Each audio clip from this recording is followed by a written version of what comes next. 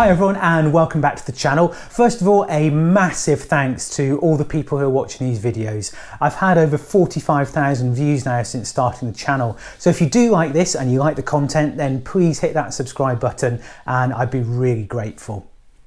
Today's video, I suppose some people could consider to be a bit dull, but actually I think it's really important, and more to the point, it helps us understand how we can work on the bike, the tips and tricks we need to do that, and also it will save us money. You know, if we want to replace a tyre, it's cheaper to take it into the dealer as a bare wheel rather than on the bike, and that'll save you money every time. So it's well worth learning how to do this and knowing the processes. So I was looking at other makes of tyres and I was quite keen to try something different, especially to be able to do a review. And I was after the Michelin Anarchy Wild, but unfortunately in the UK there's a real supply issue with those at the moment, and similar with the Metis EOS 7 Plus as well. So I hope to come back to those at some point, but for now I decided the cheapest option and also the available option was to stick with the Continental TKC 80, which I've replaced on the rear. I looked online and there are some other videos, but there are bits about getting the wheel back into the swing arm that people felt needed a bit more coverage, so hopefully I've focused on that a little bit more. And also I've put a couple of really useful hacks in as well. So I learned from the KTM garage one hack that will really help the swing arm and the chain adjustment in the future, so keep an eye out for that hack. And then the other one is just how to get your head around the spaces that are in those wheels, because I made a real mess of it the first time I did it and got completely confused. So hopefully you'll be able to learn from my mistakes and not make them yourself, which will save you a ton of time and hopefully make the process a lot smoother and a lot easier for you. I'll come back to you at the end of the film and have a little summary, but I hope you enjoy this and I hope you find this is useful. The first thing the manual says is to get hold of the brake caliper and to push it so that the piston inside the brake actually gets pushed back and it doesn't impede it when we're trying to get the wheel back in. Now when you do that, it's actually, there's not a huge amount of movement, and what I've done before when I've done this is to actually get the wheel loose, then give it a wobble, and it seems to work better to get the brake pads and the pistons back in.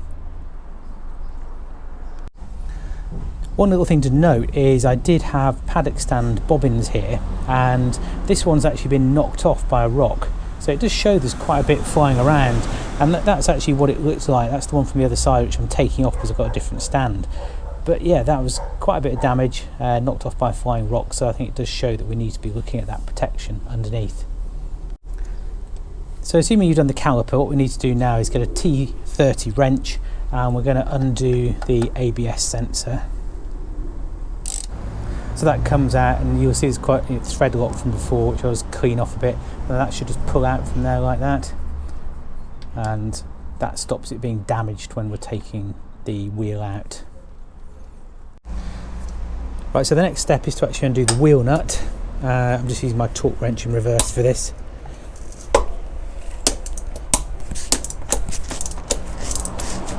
And that's quite a big fitting there. It's actually a 32mm wrench that's doing that, and that should come off. And then what I'm going to do, I'm going to take a photograph of where the indicator's here. So for the chain tension, which I know is correct at the moment, there are indicators along here, so I'm just going to get my phone and take a photo of that so I know I can put it back in the right way. Next step is to take off the spacer here, and just remember the way it goes back on with that bit pointing towards the back. Now the wheel's loose, what we can do is actually just give that brake caliper a bit of a push around to get the piston back in, and it seems to work much better when it's looser. What we need to do next is push the bar through a bit to actually make sure we can get the wheel forward so we can get the chain off. So I've pushed the spindle through, and what you can see here is I've pushed it beyond the bolt here that's holding the chain tension. So what we should be able to do now is push the whole wheel forward so we can get the chain off. Right, so let's push that wheel forwards as far as it will go, and then we should be able to start getting that chain off. So you need to push it forwards a fairly long way. Not quite sure what's going with these dogs in the background, a bit strange, and just take it off and pop it onto the chain holder just here. and that'll allow us to get the wheel out. So I don't have a workshop and have to make things up as I go along sometimes. What we need to do is support that wheel, because they're actually pretty heavy, so I'm just using some logs to do that, and then we can take out the spindle and it will support the wheel like that, and then we can just drop the wheel out. Like, the wheel's out now, and you can see that, you know, there's quite a lot of movement on the brake caliper there. It's free floating, and then we just need to make sure those pads stay like that. Really important not to press the foot brake lever at all when these are out, because it will just push the pistons out and you'll have a real job getting the brake disc back in, so just be super careful with that bit. Another hack I was told about by the technicians down at KTM was to take this out each time you do the wheel and grease it. It can corrode within here, and apparently it's a real pain to try and get it out, and it has to be drilled and sometimes have to replace the swing arm. So when you do the wheel, I'm going to start taking this out now and re-greasing it. You need to undo the locking nut, and then that's the 13mm spanner for that, and then you need to undo this with a 10mm spanner. So I've unscrewed that quite a bit further. I'm just going to take that out and give it a grease. So that's the chain tensioner bolt. Right, so giving that a grease and pop that back in. Interestingly, it's much easier to move it now there's some grease on it, so I think that was well worth doing.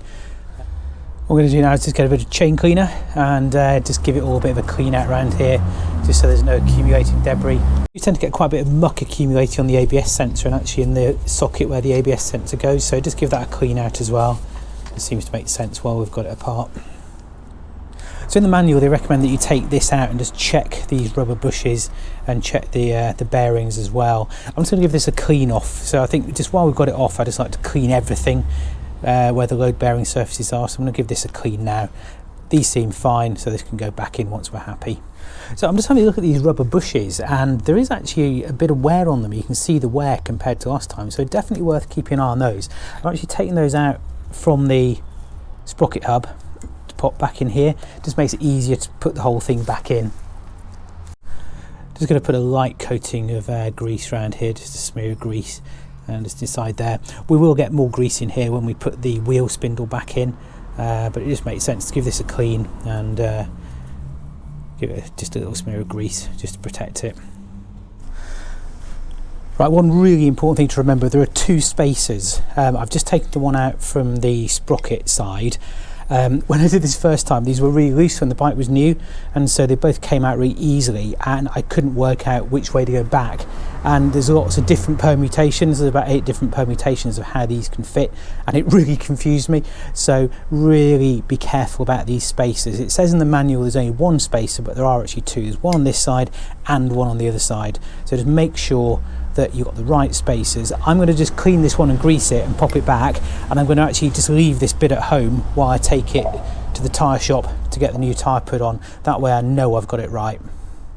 Also just going to give it a good clean, bit of chain cleaner, get all the crap out of there, and then re-grease that just so it doesn't seize or do anything I don't want it to do. It just makes sense to do all this maintenance while we're taking things apart, and then you don't have to do it again. So just really cleaning that.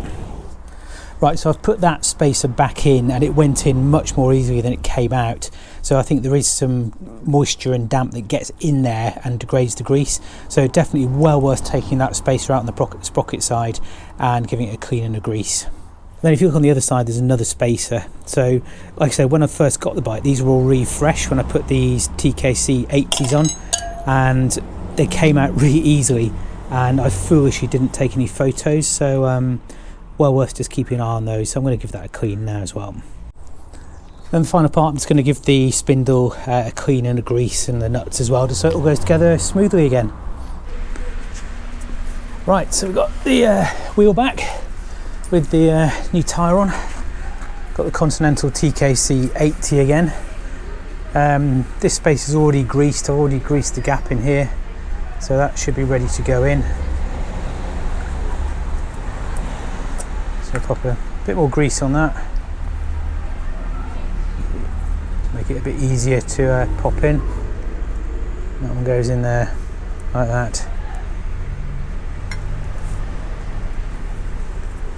So that's the spacer that comes out easily. That's the one in the manual, but that one comes out very easily. The one on the other side isn't quite as easy to get in or out.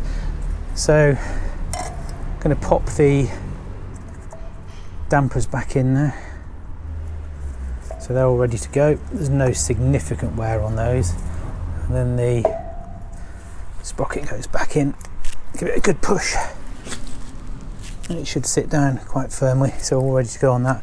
I've already put a little bit of grease on the inside of here, but it's going to grease that again. So the spindle goes in nice and easily. And it's all cleaned out in there as well. So we know that's all good to go.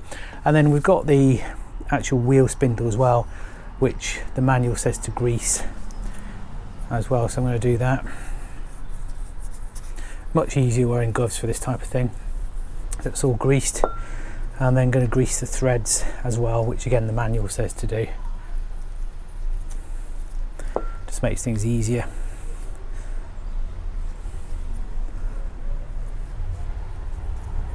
And it should make it come off easily next time. I think this is really important with off-road riding as well, just because there's so much muck and water that flies around that things can get really full of debris and muck.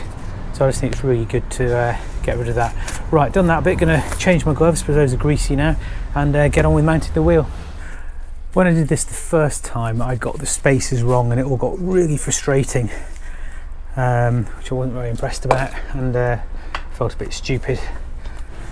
The main difficult bit here is lining it up, because it's quite a narrow gap here, and either side is quite close tolerances, so you do need to give this a bit of a wiggle. But the great thing about this is the brake caliper does move backwards and forwards on this track here, so you can slide it quite nicely once it's in. And then it's just a bit of wiggling to get it all lined up and get the spindle in. I find the easiest way is to get the hole lined up on one side, so you can just start getting the wheel spindle in, and then you can line it up on the other side. It just takes a bit less wiggling, and you're not trying to line up two holes at the same time. So what I'm going to do before I locate it on the other side, because that's actually quite tricky, is to get the chain back on, and that allows us to bring the wheel back more, which will let us move the brake caliper around. So just in the chain here, you can actually adjust it by moving it around like that.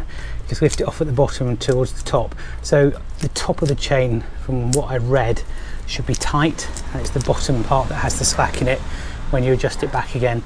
So this bit should be relatively tight.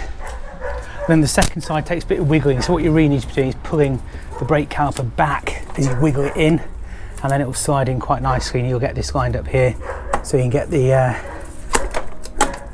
that through. So we've got that through now, but it just takes a little bit of jiggling on this side. Line up the other side first, and then get hold of that and give it a pull around as you put the wheel through. And then we pop the chain tensioners back, just remembering that that bit goes towards the back of the bike like that, and then we'll do the chain tension now.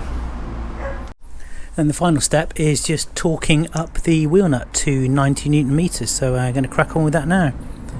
When you're doing the wheel nut, the wheel can slide backwards a bit, so it's worth just pushing it forwards with your knee onto the bolts here, just to make sure that the chain tension stays correct.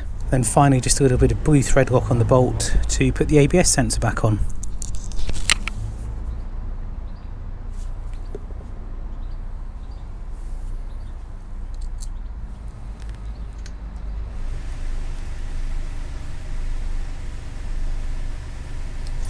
What I do like to do when I've done work like this is just double check everything looks right, so space is sitting the right way, the marks on the chain tensioner are the same on both sides, and everything else is working. Then the final thing to do is just to depress the foot brake lever a few times, just get it sitting back on the disc, and it probably will catch a little bit, but that's pretty good actually. So yeah, happy with that.